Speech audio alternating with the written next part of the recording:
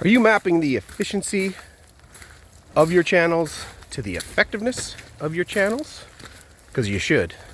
Good morning, everybody. Today, Ruby and myself are walking through a soupy mess of late winter, springtime weather, but we're talking about mapping effectiveness to efficiency, or efficiency to effectiveness. And so for our purposes here, efficiency trumps effectiveness more than half the time.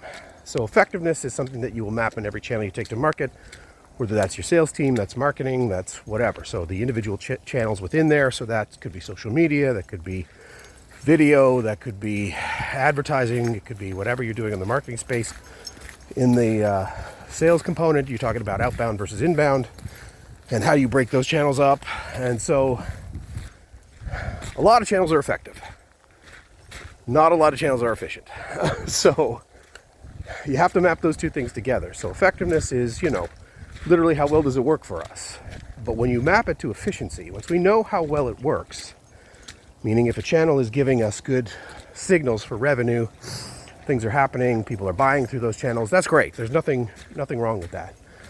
But you have to map it for efficiency. So what are the best channels that are working for us at the lowest cost, the lowest effort, the lowest structure to us?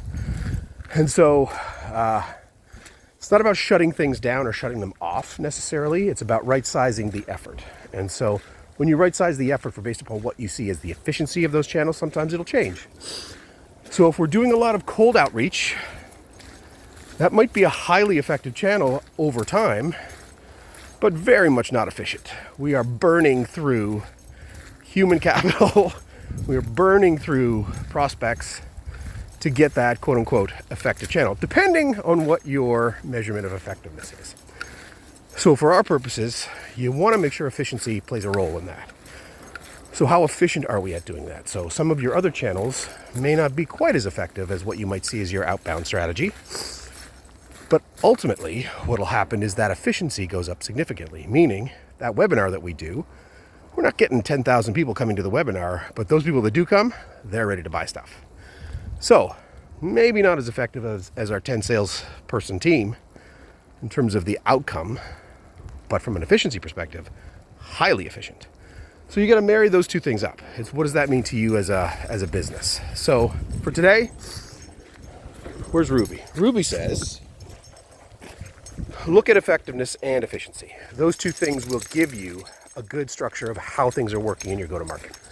And it's turning those knobs and levers. Do we turn something down, turn something up?